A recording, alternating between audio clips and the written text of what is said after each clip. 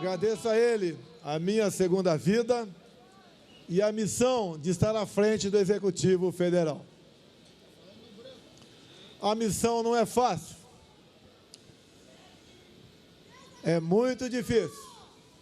Mas nós sabemos que se fosse o contrário, Ele não daria essa missão para um de nós. Vivemos num país cristão, um país que é temente a Deus, de um povo gentil, ordeiro e trabalhador. Um país que no passado já se livrou de outras artimanhas daqueles que queriam roubar a nossa liberdade. A história bem demonstra tudo isso. Podemos até falar algo que alguns podem não entender. Podemos viver até sem oxigênio, mas não viveremos sem liberdade. O mundo todo atravessa momentos difíceis. Consequência da pandemia, de uma guerra que afeta a toda a humanidade. O Brasil também sofre essas consequências. Mas como disse o prefeito aqui, no tocante ao hospital, medidas tomadas lá atrás, desde quando assumimos, permitiu que entrássemos também mais tarde na crise e saíssemos mais cedo. Os números estão aí, comprovam para onde está indo o nosso Brasil. Mas temos outra coisa, que é mais importante que essa questão material para nós. Porque essas outras questões, nós as superaremos. São as questões espirituais. É uma luta do bem contra o mal. A minha chegada a Brasília tirou da zona de conforto quem queria o mal do nosso país. Eles se uniram, solapam a nossa democracia, nos acusam do que eles verdadeiramente são. Se julgam os donos da verdade. Acham que pode tudo, até mesmo nos escravizar. Sempre digo, para mim é muito mais fácil estar desse outro lado. Mas não podemos nos esquecer de uma coisa. Todos nós aqui, sem exceção, teremos um ponto final um dia. E o currículo que apresentaremos lá em cima é tudo aquilo que fizemos em nossa vida aqui embaixo. Ninguém escapará desse dia. Todos serão julgados. E as consequências, cada um imagine quais sejam. Todos nós podemos até duvidar de onde viemos, mas temos a certeza para onde todos nós iremos. Qual o preço de fazer o bem ao próximo? Por que tanta avareza? Por que querer tanta concentração de poder? Por que lutar pelo poder a qualquer preço? Mesmo que custe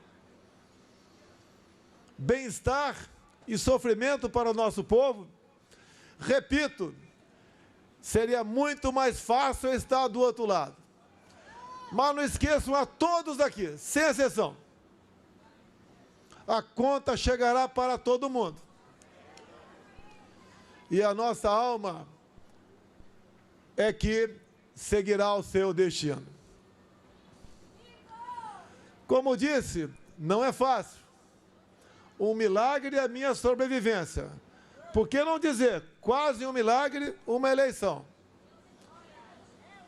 Depois, também, formar um ministério com pressões as mais variadas possíveis para que Brasília continuasse como sempre esteve ao longo das últimas décadas. Fizemos o contrário.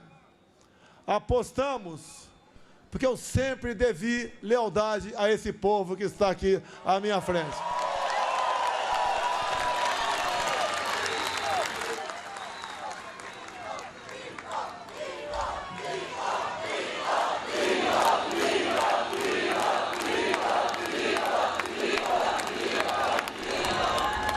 Uma célula está para um corpo, assim como a família para a sociedade.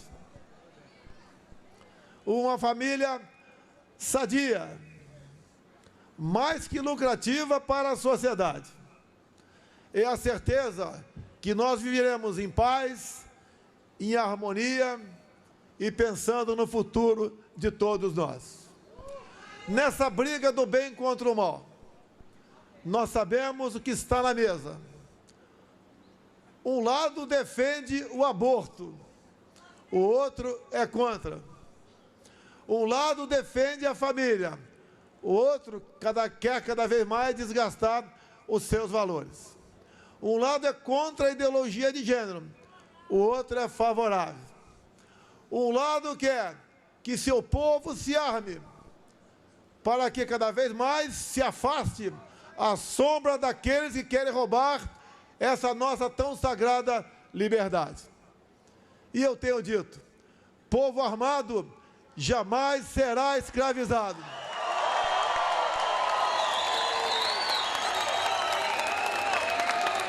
Vendam as suas capas, comprem espadas. Está naquele livro que nós chamamos de Bíblia Sagrada. Ali, mesmo para quem não é cristão, existem muitos ensinamentos para a nossa vida. Lá atrás eu usei o João 8,32. É a verdade tão difícil hoje em dia de nós havemos brotando de onde deveria brotar. Se quer a verdade da Constituição, essas pessoas querem admitir. Cada um quer a sua própria carta magna. Depois, uma outra passagem. Muita gente sofreu ao longo desses últimos 2 anos. Muitos inocentes sofreram com a perda daquilo que é mais sagrado para cada um de nós, a liberdade. Muitos queriam que a gente tomasse uma decisão. E eu digo a vocês, passei a usar outra passagem bíblica, que diz, por falta de conhecimento, meu povo pereceu. Entendo que a minha chegada ao Executivo Federal serviu para que o brasileiro, de maneira geral, começasse a entender o que é política e o que representa para nós cada um dos 3 poderes. Creio que esse momento está praticamente vencido. Eu, como militar, como tantos outros que temos aqui, quando sentamos praça, juramos dar a vida pela nossa pátria. E eu tenho certeza que o povo brasileiro, independente de um juramento explicitado, está na tua consciência, está na sua mente, está no dia a dia, que ele também fez um juramento pela sua liberdade. O que eu falo não é em vão. Não podemos admitir que enquanto estiver acontecendo algo de mal para os outros, nós fiquemos calados para o lado de cá. Esse mal vai bater na sua porta um dia. Sempre tenho falado das 4 linhas da Constituição. Tenho certeza, se preciso for, e cada vez mais parece que será preciso, nós tomaremos as decisões que devam ser tomadas.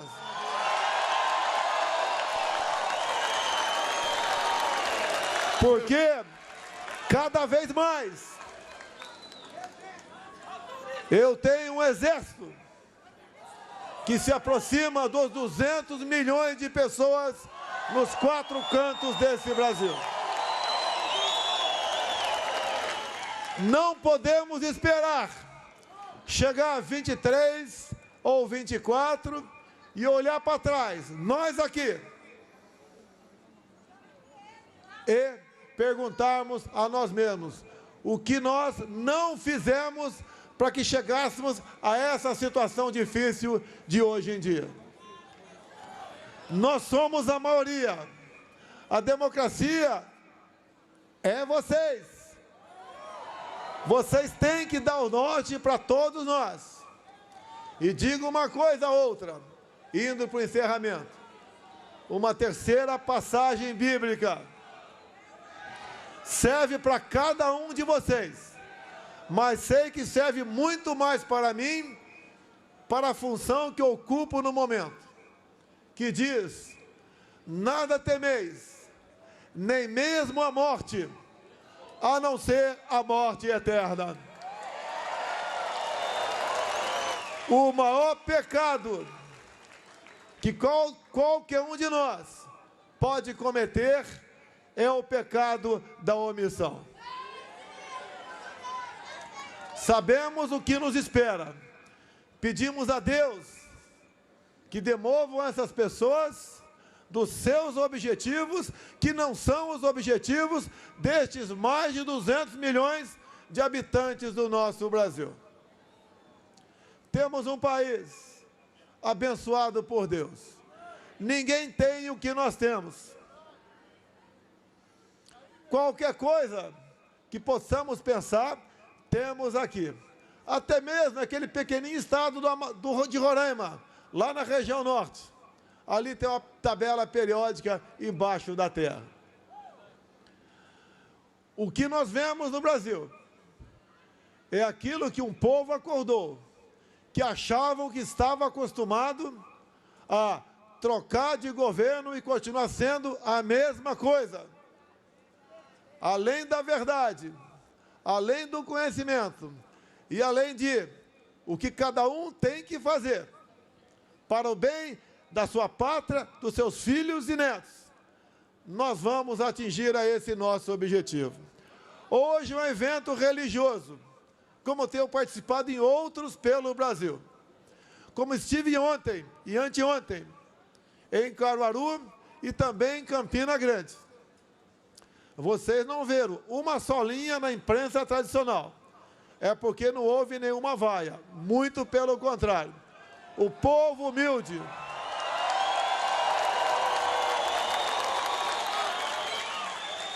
esse nosso povo humilde, em especial lá naquela região, que é uma das regiões um pouco menos favorecida do nosso país, entende o que está acontecendo. E mais do que a palavra, o que vale é o que cada um de nós enxergamos no rosto do outro. Ali está a verdade. Ali está o que nós queremos. E cada um de nós deve, além de fazer a tua parte, arrastar os demais, não por conselhos, mas por exemplo. Cada um de nós deve conversar com quem está ao teu lado, fora de casa e por vezes que trabalha na nossa casa, para que ele seja esclarecido do que vem acontecendo. Eu me lembro, há poucas semanas, se me permite adiantar mais um pouco, eu estive num evento em São Paulo, reunindo pessoas que só falavam em bilhões de reais. Em dado momento se dirigiram a mim e perguntaram: como nós podemos te ajudar? Achavam que a resposta seria aquela padrão. Naquele momento, umas 40 pessoas presentes. Eu chamei todo mundo que estava na cozinha e estava servindo o nosso almoço. Umas 15 pessoas. E eu disse: vocês podem me ajudar conversando com essas pessoas e nada mais além disso. Por muitas vezes, nem se sabe o nome da pessoa que trabalha na sua casa, que está na cozinha ou corta a grama do jardim da mesma. Essas pessoas têm um coração exatamente igual ao nosso. Elas devem ser alertadas, elas devem ser convencidas de que se o Brasil ir para o lado da esquerda, nós entraremos num trenzinho que começa com a Venezuela, passa pela Argentina, vai no Chile e agora o penúltimo vagão está sendo a Colômbia. O serviço público mais procurado na Colômbia é o da emissão de passaportes. São pessoas que já pensam em abandonar o seu país. A exemplo do que começou a acontecer há uns 10 anos com a nossa Venezuela. E olha, a Venezuela é o país que tem as maiores reservas de petróleo do mundo. Um país de solo rico, mas com uma péssima administração, passamos a ter um povo pobre, cuja saída está sendo fugir para Roraima. A maioria das pessoas, porque eu estive lá, vi o que acontecia, tomei conhecimento através do nosso Exército Brasileiro. A maioria das pessoas que lá chegam são mulheres e crianças. E você vê o semblante delas, vê a altura e vê o peso. Em média, uma pela outra tem 20 quilos a menos. Fogem mais do que da violência, fogem da fome daquele rico país que nós sabemos que começou a ser muito mal administrado há aproximadamente 20 anos atrás. Assim sendo, nós sabemos o que queremos.